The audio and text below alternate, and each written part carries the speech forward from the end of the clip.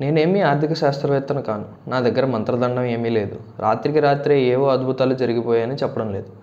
మా కాళ్లకు సంకెళ్లు వేశారు. మా చేతులు కట్టేశారు. అయినప్పటికీ ఎన్ని ఇబ్బందులు ఉన్నా సూపర్ 6తో సహా ఇచ్చిన ప్రతి హామీని అమలు చేసే దిశగా ముందుకెళ్తున్నాం. అందుబాటులో ఉన్న ఆర్థిక వనరులతోనే మెరుగైన కేటాయింపులతో బడ్జెట్ను రూపొందించాం.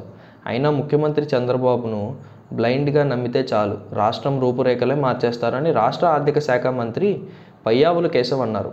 శాసనసభలో బడ్జెట్పై జరిగిన చర్చకు ఆయన బదులిస్తూ గాడి తప్పిన రాష్ట్రాన్ని గాడిలో పెట్టేందుకు బ్రాండ్ చంద్రబాబు ఒక్కరు చాలన్నారు.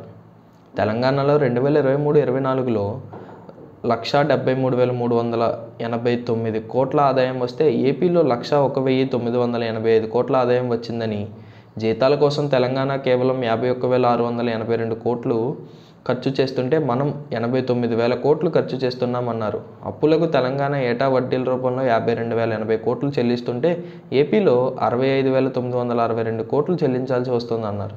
ఈ ఏడాది కేంద్ర పన్నుల వాటాలో కలిపి రాష్ట్రానికి 1.54,065 కోట్ల ఆదాయం వస్తే జీతభత్యాలు, వడ్డీల రూపంలో చెల్లించాల్సిన మొత్తం 1,54,971 కోట్లుందన్నారు. 2014-19లో వ్యవసాయంలో 16%, సేవల రంగంలో 11.9% వృద్ధి రేటు నమోదైతే 2019-24 మధ్య 10.3%, 9.9%గా నమోదైనట్లు తెలిపారు. అంటే 2014-19తో పోలిస్తే వైఎస్ఆర్సీపీ పాలనలో వృద్ధి రేటు 3% పడిపోయిందన్నారు. ఫలితంగా 76,195 కోట్లు అదనంగా అప్పు చేసే అవకాశం లేకుండా పోయిందని చెప్పారు.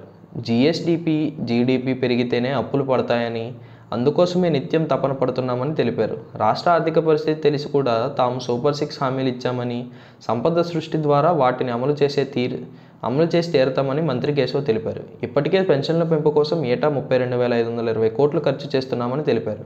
తల్లికి వందనం ద్వారా 72 లక్షల మంది పిల్లలకు 15,000 చొప్పున జమ చేసేందుకు 9,407 కోట్లు, అన్నదాత సుఖీభావ కోసం ప్రతి రైతుకు 20,000 చొప్పున ఆర్థిక సాయం చేసేందుకు 6,300 కోట్లు కేటాయించనున్నారు. ధరల స్థిరీకరణ నిధి కింద వైఎస్ఆర్సీపీ ప్రభుత్వం ఏటా 500 కోట్లు కేటాయిస్తే తాము 300 కోట్లు మాత్రమే కేటాయించినట్లు ఒప్పుకున్నారు. మరోవైపు 2 పట్టభద్రుల నియోజకవర్గాల ఎమ్మెల్సీ ఎన్నికల కౌంటింగ్ మంగళవారం ముగిసింది. ఉభయ గోదావరి జిల్లాల పట్టభద్రుల నియోజకవర్గం నుంచి టీడీపీ మద్దతు తెలిపిన పేరాబత్తుల రాజశేఖరం, ఉమ్మడి కృష్ణా గుంటూరు పట్టభద్రుల నియోజకవర్గం నుంచి ఆలపాటి రాజేంద్ర ప్రసాద్ విజయం సాధించారు.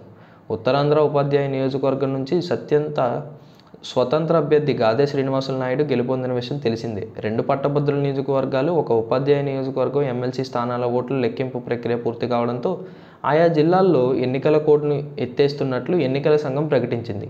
ఆ మేరకు ఆయా జిల్లాల కలెక్టర్లు చర్యలు తీసుకోవాలని సూచించింది. కాగా ఎమ్మెల్యే కోటా కింద ఎన్నికలు జరుగుతున్న 5 ఎమ్మెల్సీ స్థానాలకు రెండో రోజు మంగళవారం కూడా ఒక్క నామినేషన్ దాఖలు కాలేదు.